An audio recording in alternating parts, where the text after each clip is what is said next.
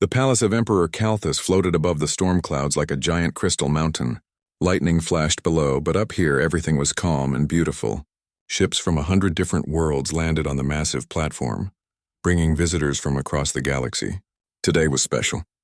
Today was the Grand Convergence, where powerful beings gathered to prove their strength and win prizes. Emperor Calthus stood on his throne balcony, watching the guests arrive. He was tall, with purple skin that shimmered like oil on water. His 4 eyes scanned the crowd below. Next to him stood his daughter, Princess Nari. She wore traditional royal robes, her face painted with the silver marks of her status. Unlike her father, she looked uncomfortable. "Smile, daughter," Calthus said without looking at her. "Today we show the galaxy our power." Nari said nothing. She knew what was coming. Her father had told her 3 days ago about his plan, and she hated it. In the center courtyard, workers had built a massive arena. The walls were made of reinforced metal, scarred and blackened from previous damage. Inside that arena was the reason for today's gathering. A dragon cub. Not just any dragon, but a star dragon named Empress. Star dragons were nearly extinct. They lived in the hearts of dying suns, feeding on plasma and cosmic radiation. No one knew how Emperor Calthus had obtained an egg, and no one dared to ask. When it hatched 6 months ago, everyone celebrated. The Empire had a star dragon. They would be unstoppable. But Empress proved impossible to control. The dragon had injured 17 handlers. 3 containment facilities had been destroyed. The creature responded to no command, no training, no technology. It attacked anything that came near. Yesterday it had nearly killed the Empire's best beastmaster. Emperor Calthus was not a patient being. But he was clever. If he could not tame the dragon himself, he would use it to strengthen alliances. That's why he created the wager. The announcement came as the suns reached their highest point. Calthus stepped forward, and his voice boomed across the courtyard, amplified by speakers. "Welcome, honored guests. You have come to witness something never done before. Behind these walls is a star dragon cub. Whoever can calm this creature and create a bond with it will receive 2 prizes. First, the hand of my daughter, Princess Nari, in marriage. Second, governorship of the Theta sector with all its worlds and resources." The crowd erupted. Voices in 1,000 languages mixed together. The Theta sector contained over 40 planets. It was worth a fortune. And Princess Nari was known throughout the galaxy as brilliant and beautiful. This was a prize beyond imagination. Nari's hands gripped the railing. Her father had just offered her like a trophy. She wanted to scream, but royal training kept her face neutral. She caught her father's eye. He smiled at her. Not a kind smile. A smile that said he had won. "The challenge begins now," Calthus continued. "You have 3 rotations. Any who wish to try may enter. But know this, the dragon is dangerous. The Empire takes no responsibility for injuries or death." One by one, the great champions stepped forward. First was a being made of living crystal, part of a hive mind collective. They claimed to share consciousness with any creature. Next came Thurak, a legend who had once tamed a void leviathan, the largest predator in space. Then the psychic monks of Eldara, 12 beings in identical robes who moved as one. Others joined. A warrior prince in golden armor, a genetic engineer who claimed to speak to DNA itself, a robot with artificial intelligence so advanced it called itself a god. All of them wanted to try. Nari watched them gather. She knew what would happen.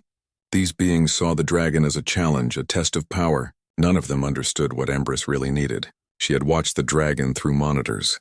She saw something others missed. The creature was not evil or wild. It was suffering. She had told her father this. "The dragon is in pain," she said. "We should help it, not use it for games." Her father had laughed. "Pain makes creatures strong. Empress will serve us, or it will serve whoever can break its spirit. Either way, the Empire benefits." Now standing on the balcony, Nari felt sick. This was wrong. All of it was wrong. But she was a princess, not the Emperor. She had no power to stop this. Far above the planet, on an orbital docking station, a man named Taeyang wiped grease from his hands. He had just finished repairing a cargo hauler's engine. The ship belonged to a small transport company that carried supplies between systems. Nothing fancy, but honest work. Taeyang was human from Earth. He was 28 years old with black hair that never stayed neat and tired eyes from too many late nights working. He wore a simple mechanic's jumpsuit, covered in oil stains and burn marks. His tools hung from his belt, organized by size and function. "All done," he said to the ship's captain, a four-armed alien named Barak. "Your coolant system had a crack in the secondary line. I patched it and replaced the filter. Should run smooth now." Barak examined the work and nodded. "Good, send me the bill. I'll transfer payment once the banks process it." Taeyang frowned. "How long will that take?" "Few hours, maybe more. The Empire has locked down some systems for their big event planetside." "What event?" Barak laughed. "You don't know? Emperor Kalthus is holding some kind of contest. Winner gets his daughter and a whole sector. Everyone's talking about it." Taeyang shrugged. He didn't care about imperial politics. Rich people playing games with power. It had nothing to do with him. He just wanted to get paid, buy parts for his own ship, and move on to the next job. "Well, I'll be in the station cantina if the payment comes through," Taeyang said. Back at the palace, the first contestant entered the arena. The crowd fell silent. Through massive screens, everyone could watch what happened inside. The crystal hive mind being approached the dragon slowly, their body humming with psychic energy. Empress lay coiled in the corner. The dragon was beautiful and terrifying, scales that looked like they contained tiny stars, wings folded against a body already 12 meters long, eyes that burned like suns. When it saw the crystal being, it lifted its head and growled. The sound made the arena walls shake. The hive mind being opened their consciousness, reaching out to touch Empress's mind. For a moment, nothing happened. Then the dragon screamed. Not in fear, in rage. Plasma burst from its mouth, superheated energy that melted the floor. The crystal being barely escaped, their body cracked and smoking. The crowd gasped. On the balcony, Emperor Kalthus smiled. "Excellent," he said. "This will be entertaining." Princess Nari closed her eyes. She could not watch. In 3 days, someone would break that dragon's spirit or die trying, and she would become a prize given to the victor. This was her future, and she was powerless to change it, or so she thought. The next morning brought more failures. Thurak the Beast Caller entered the arena at dawn. He was famous across 10 systems for his ability to calm any creature. He once stopped a stampede of plasma bears with just his voice. He made predators lie down like pets. Everyone thought he would succeed. Thurak carried no weapons. He sat in the center of the arena and began to sing. His voice was deep and strange, with sounds that seemed impossible for any throat to make. The song was ancient, passed down through his people for thousands of years. It had worked on void leviathans, on hive queens, on things that should not even have been alive. Empress listened. The dragon's head tilted, curious. For a moment, hope filled the watching crowd. Maybe this would work. Maybe the dragon could be calmed. Then Empress opened its mouth and sang back. But the dragon's song was not peaceful. It was the sound of dying stars, of galaxies collapsing, of heat that could burn worlds. The arena walls began to glow red. Thurak ran for the exit, his fur smoking. The doors slammed shut just in time. He collapsed outside, gasping for air. "The dragon's mind is too alien," he told Emperor Kalthus. "It does not think like other creatures. I cannot reach it." The Emperor was not pleased, but he nodded. Next, the psychic monks of Eldara went in as a group. 12 of them, all linked in consciousness. They believed that together, their minds were strong enough to touch any being. They formed a circle around the dragon and began to meditate. Their combined psychic power was visible as blue light that filled the arena. The monks reached out, trying to merge their consciousness with Empress. They sought to understand the dragon, to share its thoughts and feelings. What they found broke 3 of them instantly. The dragon's mind was not one thing. It was chaos, fire and vacuum, creation and destruction, the stuff that stars were made from. Human thoughts, alien thoughts, even the strange digital thoughts of machines all followed patterns. But Empress was pattern and anti-pattern at once. The monks who tried to understand it fell unconscious. The others barely escaped, their minds damaged by what they had touched. "Impossible," their leader whispered. "No being should have a mind like that. It's like trying to touch the universe itself." Next came the warrior prince from the Corvan Empire. His name was Dorath, and he believed in dominance. In his culture, you controlled others through strength.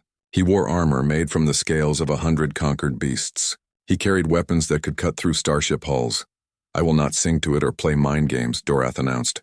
I will show it who is master. He entered the arena with confidence. When Empress growled, Dorath growled back. When the dragon moved forward, Dorath charged. His weapons blazed with energy. His armor glowed with protective shields. The fight lasted 10 seconds. Empress moved like liquid fire, faster than anything that size should move. One claw strike sent Dorath flying across the arena. His armor cracked. His weapons fell from his hands. The dragon's jaws opened, ready to finish him.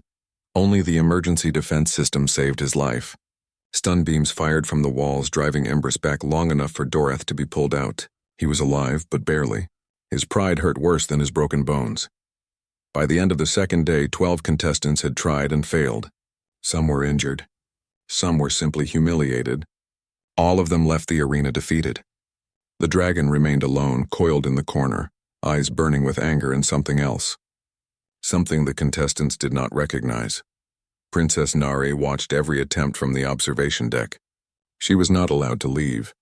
Her father wanted her to see each failure, to understand the power of the one who would eventually succeed.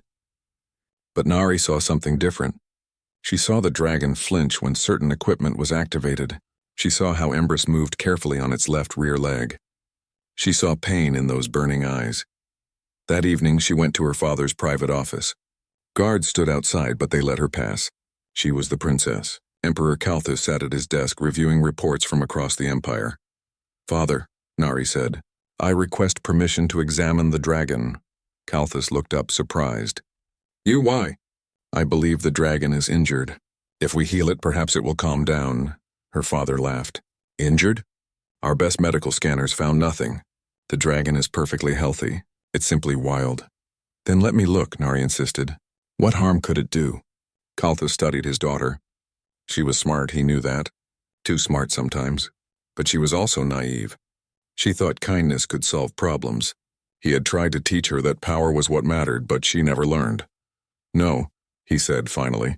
You will not enter that arena. You are the prize, not a contestant. Besides, in one more day someone will succeed. I'm sure of it. Nari left the office angry and frustrated. She returned to her chambers and spent the night studying footage of the dragon, frame by frame, looking for anything that might help. Meanwhile, on the orbital station, Taiyang sat in the cantina with his coworker, Minji. She was also human, from a colony world near the edge of known space. She worked as a communications technician, fixing ship computers and navigation systems. Your payment still hasn't cleared? Minji asked, drinking something that glowed faintly blue. No, Taiyang said. Banks say it'll be another day at least. Imperial lockdown. Because of that dragon thing? I guess. Minji pulled up her datapad. Look at this. They're streaming it live across half the galaxy. Some kind of contest.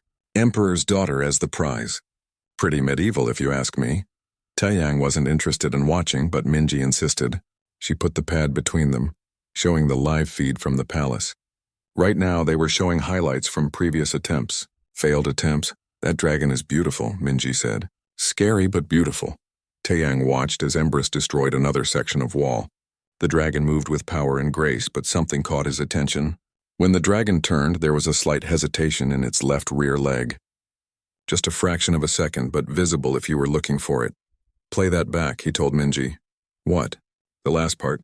Where the dragon turns? Play it again. Minji replayed the footage. Taiyang leaned closer, his mechanic's eye picking up details others would miss.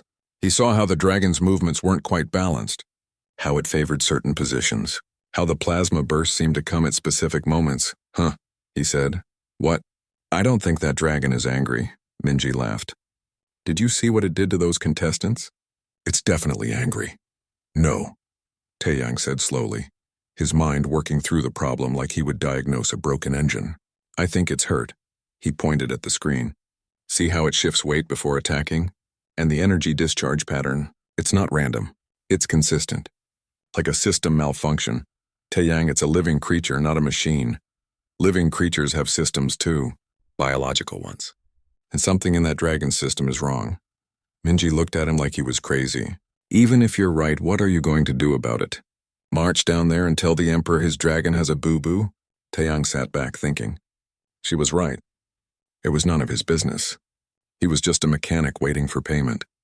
Imperial politics and dragon contests had nothing to do with him. He should stay out of it, but the image of the dragon stayed in his mind. That slight hesitation, that pattern of pain.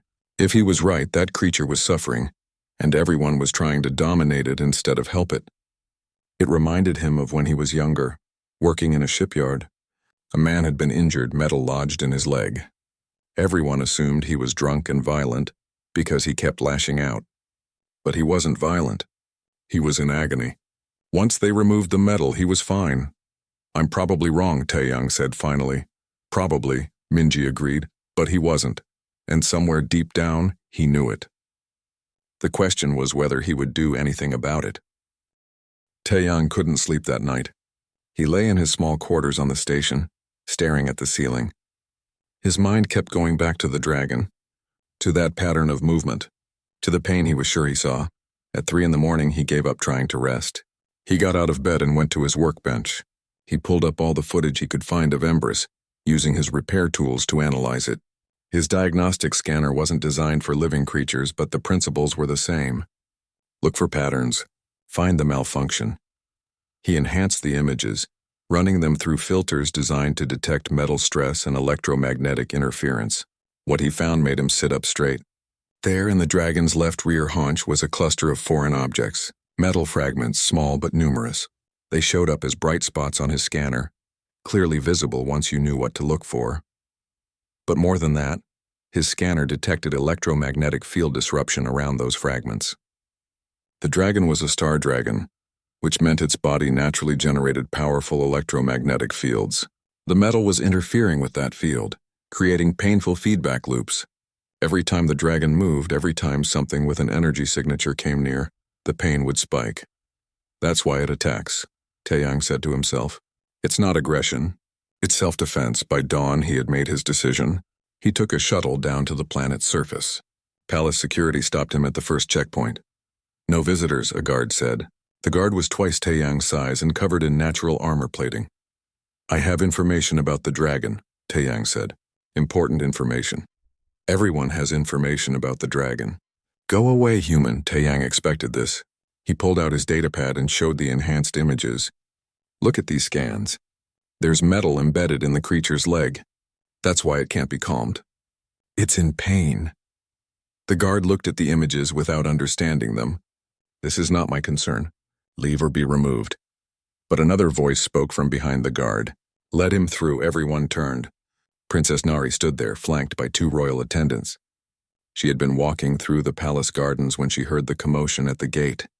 Something about a human with information about the dragon caught her attention. The guard bowed immediately.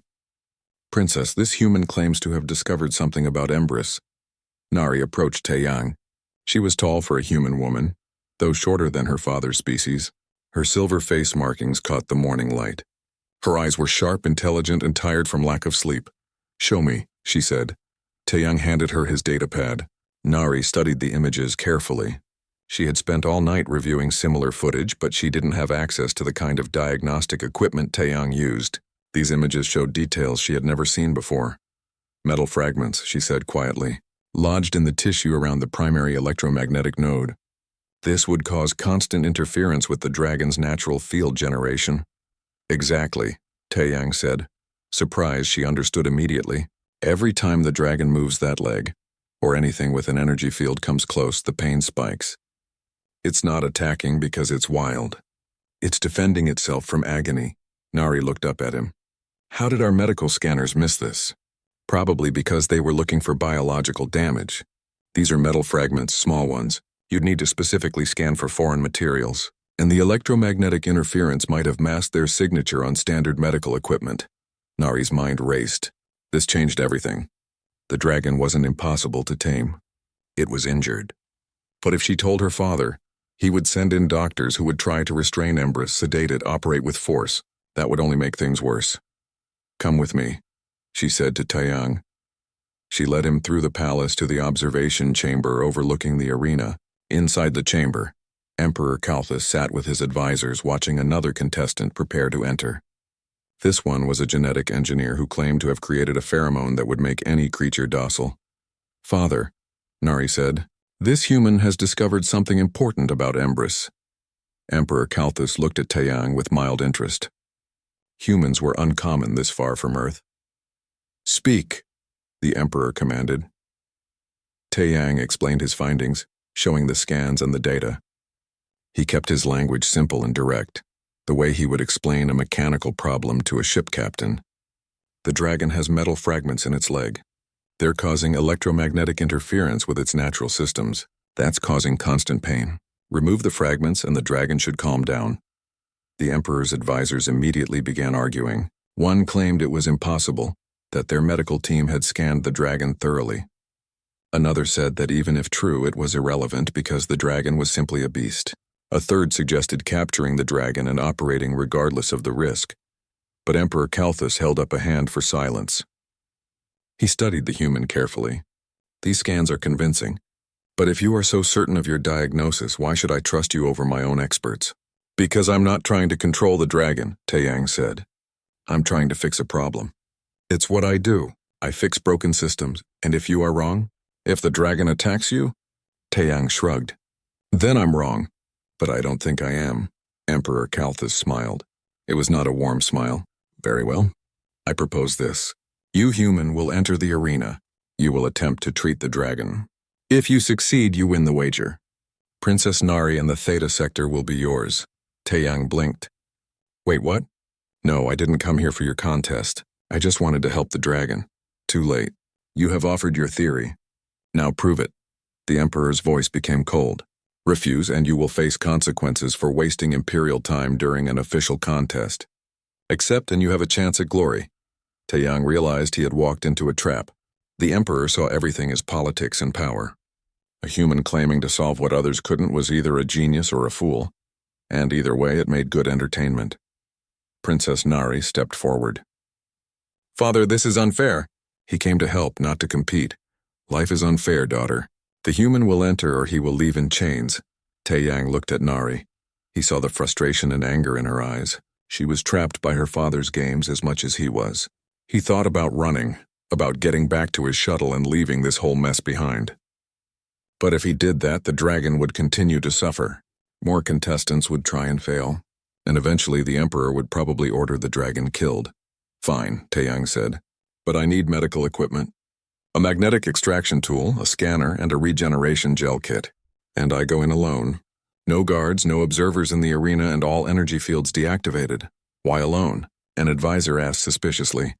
"Because the dragon associates groups in technology with pain. I need it to understand I'm not a threat. That means going in with minimal equipment and no backup." Emperor Kalthus considered this. It was risky, but that made it more interesting. "Agreed. You will have one rotation to prepare. Then you enter. We will watch from here." He gestured to the observation deck. "And human, understand this. If you fail, not only will you likely die, but you will have proven that the dragon is truly impossible to tame. At that point, I will have it destroyed. So don't fail." The room fell silent. The stakes were clear. Succeed and save both himself and the dragon. Fail and both would die. Taeyang nodded slowly. "I'll need to study the dragon's behavior for a few hours, and I want to talk to your medical team about the equipment." "Granted," the Emperor said. "Princess Nari will assist you. She seems invested in your success." As they left the observation chamber, Nari walked beside Taeyang. "I'm sorry," she said quietly. "My father is ruthless. He sees everything as a game to be won." "It's okay," Taeyang said, though his hands were shaking slightly. "I chose to come here. Now I just have to follow through." "Why did you come?" Nari asked. "You could have stayed on your station. This isn't your problem." Taeyang thought about that. "I saw something broken. I know how to fix broken things. I guess I couldn't just ignore it." Nari smiled for the first time since this all began. "My father would call that weakness. Maybe. But it's who I am." They spent the next hours preparing. Nari helped Taeyang gather equipment and reviewed his plan. She also shared everything she knew about Empress, about how the dragon was found, how it was transported. The metal fragments likely came from the containment field used during transport, fragments that broke off when the dragon thrashed in fear and pain. As the time approached, Taeyang stood at the arena entrance. Through the doors he could hear the dragon moving, claws scraping on metal, the sound of something in pain. "Ready?" Nari asked. Taeyang picked up his tools. His hands had stopped shaking. Once he started working, he was always calm. As ready as I'll ever be, Mayang, Nari said. Thank you. For trying. He nodded and walked toward the doors. They opened with a hiss. Inside, in the scarred and burned arena, a star dragon waited. And Taeyang stepped into the unknown. The arena was bigger than it looked from the observation deck. Scorched metal walls rose 30 meters high. The floor was covered in blast marks, claw scratches, and melted sections where plasma had struck. The air smelled like burnt ozone and something else, something ancient and powerful. Empress lay coiled at the far end, about 50 meters away. The dragon was even more magnificent up close. Scales that seemed to contain tiny galaxies shifted colors as the creature breathed. Wings folded tight against its body occasionally twitched. The dragon's eyes, burning like small suns, locked onto Taeyang the moment he entered. The doors sealed behind him with a deep thud. He was alone now. Completely alone with a creature that had injured or terrified everyone who had tried to approach it. Taeyang didn't move toward the dragon. Instead, he sat down right where he was, cross-legged on the scorched floor.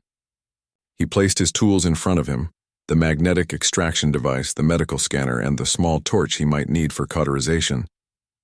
Then he began examining them, adjusting settings, checking calibrations. He acted like the dragon wasn't there. In the observation deck, Emperor Kalthus leaned forward. What is he doing? Why doesn't he approach? Princess Nari watched intently. He's being smart. Every other contestant either rushed forward or used power to announce themselves. He's doing the opposite. Below, Empress watched the human with confusion. Every other being that entered had shown either fear or aggression. They came with weapons, with technology, with intent. This one just sat down and started working on small devices. The dragon's massive head tilted slightly, trying to understand. Taeyang spoke, but not to the dragon. He spoke to himself, his voice calm and steady. Okay, magnetic extraction set to low intensity. Don't want to cause tissue damage. Scanner configured for biological tissue and metal composite detection. Good. Torch on lowest setting. Should work. He continued this for nearly an hour, adjusting equipment, occasionally pulling out his datapad to review footage of the dragon. His movements were methodical, routine. Like he was in his workshop preparing for a regular job. Empress remained coiled, watching. The dragon's pain was constant, a burning sensation in its leg that never went away. But this creature wasn't making it worse. There was no energy field pressing against the dragon's senses. No threatening postures. Just a small being doing something incomprehensible with tools. Slowly, carefully, curiosity overcame caution. Empress began to move. Each step sent a spike of pain through the dragon's leg, causing a low growl to rumble from its chest. But it kept moving, drawn by the strange behavior of this human. Taeyang heard the movement. Every instinct told him to run, to look up, to prepare for attack. But he forced himself to stay calm, to keep working. When he finally did look up, the dragon was 10 meters away. Close enough that Taeyang could feel the heat radiating from its scales. Close enough to kill him in an instant. Hey there, Taeyang said softly. Not a greeting, just an acknowledgement. He went back to his tools. In the observation deck, someone gasped. It's going to kill him, but Nari shook her head. No, look at its body language. Empress is curious, not aggressive. Empress moved closer, now only 5 meters away. The dragon lowered its massive head, bringing it level with the sitting human. Its breath, hot as a furnace, washed over Taeyang. His jumpsuit began to smoke slightly at the edges. Taeyang looked up, meeting the dragon's burning eyes. Yeah, I know it hurts, he said quietly. I've had metal stuck in my leg before, too. Hurt like hell every time I moved. The dragon didn't understand the words, but something in the tone made it pause. This creature wasn't challenging, wasn't threatening. The voice was sympathetic. Taeyang slowly picked up his scanner. I'm going to show you something. It's just a tool, not a weapon, see? He held it out, letting the dragon see it clearly. Then he activated it, displaying a hologram in the air between them. The hologram showed an image of Empress, with the left rear leg highlighted. Bright points marked where the metal fragments were embedded. Taeyang then pulled up another image from his personal files, an old injury of his own, an X-ray showing metal lodged in his leg from a shipyard accident years ago. Same problem, he said, pointing between the two images. You have metal stuck in your leg. I had metal stuck in my leg, see? Ember stared at the holograms. The dragon's intelligence was alien, but not stupid. It understood images, understood comparisons. This small creature was showing it something. Showing that it understood the pain. Then Taiyang did something that made everyone in the observation deck hold their breath. He reached out slowly and touched his own left leg where his old injury had been. Then he pointed at the dragon's left rear leg. Here. Problem is here. For a long moment, nothing happened. The dragon could have incinerated him. Could have torn him apart with one claw. But Embers did something no one expected. The dragon extended its injured leg toward Taiyang. By the void, someone whispered in the observation deck. The dragon is offering its leg.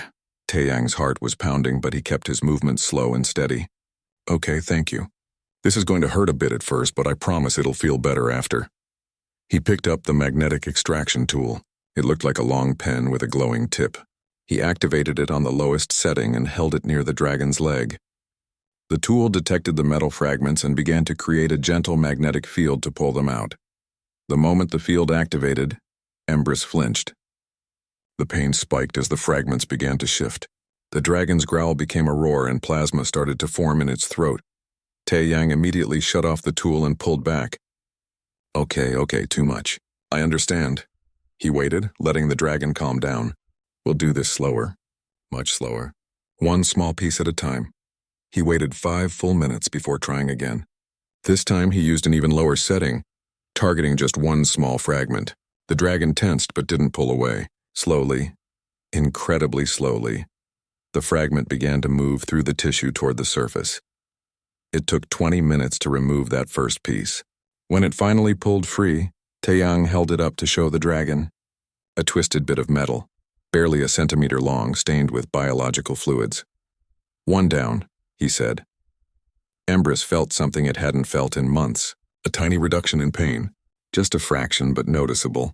The constant burning in its leg decreased slightly. The dragon looked at the small metal piece, then at the human, then back at its leg. Understanding dawned in those alien eyes. This creature was fixing the problem, actually fixing it. What happened next shocked everyone watching.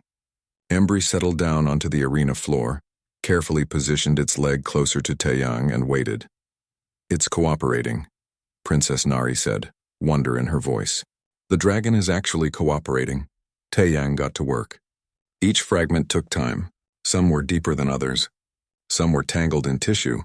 He worked with the patience of someone who had spent years carefully repairing delicate machinery. When the pain became too much, he stopped and waited. When the dragon tensed, he backed off. Between extractions, he talked. Not because he thought the dragon understood words, but because his voice seemed to help. He talked about space, about stars he had seen, about the loneliness of working in the void. He talked about Earth, about rain and oceans that the dragon would never see. His voice was steady, calm, almost mechanical in its rhythm. Hours passed. The observation deck slowly filled with more people as word spread. Contestants who had failed came to watch. Palace officials, advisors, even passing merchants stopped to see the impossible sight. A human, sitting on the floor, carefully removing metal fragments from a star dragon's leg while talking about coffee and nebulas. How many pieces? Emperor Kalthus asked one of his medical staff. The scanner detected 17 fragments total, Majesty. He has removed 9 so far. And the dragon remains calm? More than calm, Majesty. It's helping. I've never seen anything like it. By the 8th hour, Taiyang was exhausted. His hands hurt from holding the extraction tool steady for so long. His back ached from sitting in one position. His throat was dry from talking. But he kept going. The 16th fragment came out. Then the 17th. When the last piece finally pulled free, Taiyang examined the dragon's leg one more time with his scanner. All clear, he said. No more metal. But the work wasn't finished. The wounds where the fragments had been needed treatment. Taiyang used his small torch on its absolute lowest setting to carefully cauterize the bleeding. The dragon barely flinched. Finally, he applied the regeneration gel, a medical compound that would help the tissue heal faster. When he was done, Taiyang sat back. Every part of his body hurt. He was covered in sweat and dragon blood. His tools were scattered around him. But it was finished. Embers stood up. For the first time in months, the dragon put full weight on its left rear leg without pain. The electromagnetic interference was gone. The constant burning had stopped. The dragon stretched, wings spreading wide for the first time since entering this arena. Then Empress did something that would be recorded in histories across the galaxy. The dragon lowered its great head and gently pressed its snout against Taeyang's chest. The gesture was unmistakable. Gratitude, trust. Taeyang raised his hand and placed it on the dragon's scales. They were warm, and he could feel energy humming beneath them. "You're going to be okay now," he said softly. The arena doors opened. Emperor Kalthus entered with his full entourage. Guards in ceremonial armor, advisors in flowing robes, and Princess Nari walking beside her father. The crowd from the observation deck followed, filling the arena entrance to witness what came next. Empress lifted its head, eyes narrowing at the approaching group. The dragon's body tensed, protective instincts kicking in, but Taeyang placed a hand on the dragon's neck. "It's okay," he said quietly. "They're not here to hurt you." The dragon relaxed slightly but remained alert. Its wings stayed half spread, ready to shield the human if needed. Emperor Kalthus stopped a respectful distance away. His four eyes studied Taeyang, then the dragon, then the 17 metal fragments arranged in a neat line on the floor. "Remarkable," he said finally. "You have done what our greatest minds could not. You succeeded where legends failed." Taeyang stood up slowly. His legs were stiff from sitting for so long. "I just removed some metal fragments. Anyone with the right tools could have done it. But no one else saw the problem," the Emperor countered. "More importantly, the dragon trusts you. Look at how it positions itself. Empress is protecting you, ready to defend you. In 3 rotations, you have created a bond that should take years to build." The crowd murmured in agreement. It was true. The dragon's body language was clear to anyone who understood such things.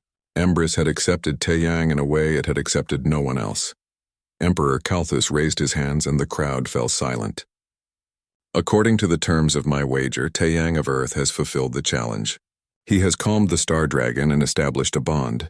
Therefore, he is entitled to the rewards promised. The hand of Princess Nari in marriage and governorship of the Theta sector with all its planets and resources." The pronouncement echoed through the arena. Official. Binding. The wager was complete, and Taeyang had won, but Taeyang shook his head. "With respect, Emperor, I'm not interested in your wager." Silence. Complete shocked silence. No one refused an imperial reward. No one turned down the daughter of an emperor and control of 40 planets. It was unthinkable. Emperor Kalthus's expression darkened. "Explain yourself, human." "I didn't come here to compete," Taeyang said. "I came here because the dragon was suffering and I could help. That's all. I'm a mechanic, not a ruler. I don't know anything about governing planets. And your daughter," he looked at Princess Nari. "She shouldn't be offered as a prize in a bet. She's a person, not a trophy." Princess Nari's eyes widened.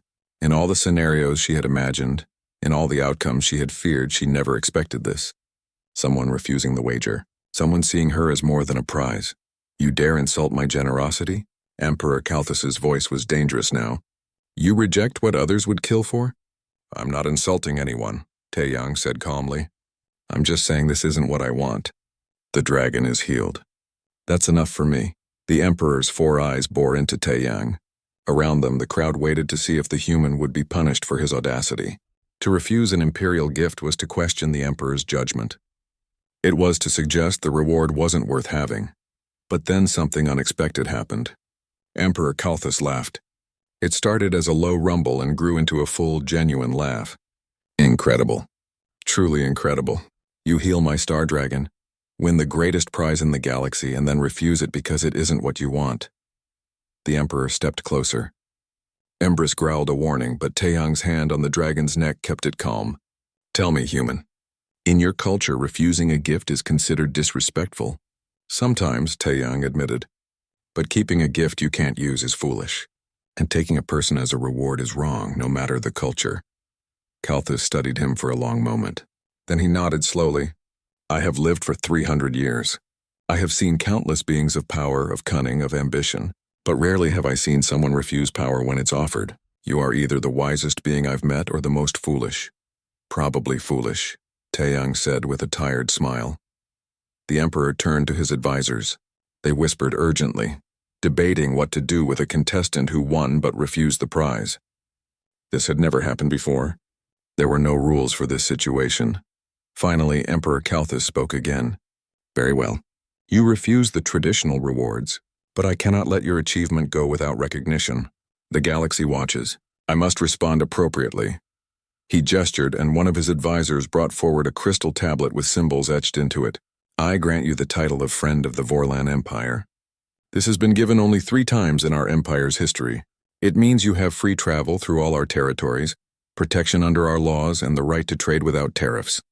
You may also visit Embrys whenever you wish. Taeyang looked at the tablet. That was actually useful. Trade rights across the Vorlan Empire would help his business significantly. And visiting Embrys to make sure the dragon's leg healed properly made sense. I can accept that. Thank you. The crowd seemed satisfied. The Emperor had shown mercy to an unusual but deserving being. Honor was maintained. Princess Nari stepped forward. May I speak with Taeyang privately? She asked her father. The Emperor nodded. Briefly. Nari led Taeyang to a corner of the arena out of immediate earshot. Embrys followed, staying close to Taeyang. The dragon's protective instinct remained strong. Thank you, Nari said quietly. For what? For seeing me as a person. For refusing the wager not because you didn't want the power, but because you understood what it would mean for me. Her eyes were intense. Do you know how rare that is? How rare it is for someone to look at the princess of an empire and see a person first. Taeyang shrugged. It just seemed obvious. You're smart, clearly capable, and from what I've seen, you care about doing the right thing. You should be making your own choices, not given away in a bet. Nari smiled, a real smile that made her look younger. My father thinks I'm naive for caring about things like justice and compassion. He believes power is all that matters. Maybe you can teach him differently. Maybe. This incident has given me leverage. He made a public spectacle, and it ended with someone choosing kindness over conquest. That's a message, whether he intended it or not. She paused. Will you really visit Embrys? If that's okay. I want to make sure the leg heals properly. And he glanced at the dragon, who watched them both with intelligent eyes. I think I'd like to see how Embrys grows. Star dragons are rare. This might be the only time in my life I meet one. Then you're always welcome here, Nari said. And Taeyang, if you ever need anything, if you ever face trouble, send word. I owe you a debt. You don't owe me anything. I disagree. But I won't argue with someone stubborn enough to refuse an emperor's daughter. Her smile turned mischievous. That story will spread across the galaxy, you know. You'll be famous. The human who calmed the star dragon and then walked away from a princess and 40 planets. Taeyang groaned. I really didn't want that. Too late. You're a legend now. Try to live with it. They returned to the main group. Emperor Kalthus was already making arrangements, turning the event into a celebration. The dragon was healed, the Empire had a new friend, and he had a story that would enhance his reputation as a wise leader. Everyone won something. As the crowd dispersed, Taeyang spent a few more minutes with Embrys. He checked the dragon's leg one last time, making sure the regeneration gel was working properly. You're going to grow up big and strong, he told the dragon. And now you won't have that pain anymore. Stay healthy, okay? Embrys rumbled, a sound that might have been contentment. The dragon gently bumped its head against Taeyang's shoulder. Then as palace handlers approached with food, Embrys allowed itself to be led away. But the dragon kept looking back at the human as if memorizing him. Minji met Taeyang outside the palace. She had been watching the live feed and came down when it ended. You're insane, she said by way of greeting. You turned down a princess and a star system? Yeah. The entire galaxy is talking about it. You know that, right? Every news feed, every communication channel, the human who walked away from everything. I was afraid of that. They walked back toward the shuttle that would take them to the orbital station. Behind them, the palace glittered in the setting light of the binary sun. So what now? Minji asked. Back to fixing ships? Back to fixing ships, Taeyang confirmed. Though with those new trade rights, we might get better contracts. We? You want to start our own company? We're both good at what we do. And apparently I'm famous now, even though I didn't want to be. Might as well use it for something practical. Minji grinned. A business partnership that I can support. Better than a marriage you didn't want. They boarded the shuttle. As it lifted off, Taeyang looked out the window at the palace below. Somewhere in there a dragon was healing. A princess was planning reforms. An emperor was adjusting his view of the universe. All because someone stopped to fix a problem instead of walking away. Hey, Minji said. Your payment finally cleared. Your original payment for fixing that cargo hauler? Taeyang laughed. Perfect. So I got paid for the job I came to do, and accidentally started a galactic incident. Normal day's work. The shuttle rose into orbit, carrying them back to the station and the life they knew. Below on the planet, in the palace, Princess Nari stood in the garden and watched the shuttle climb into the sky.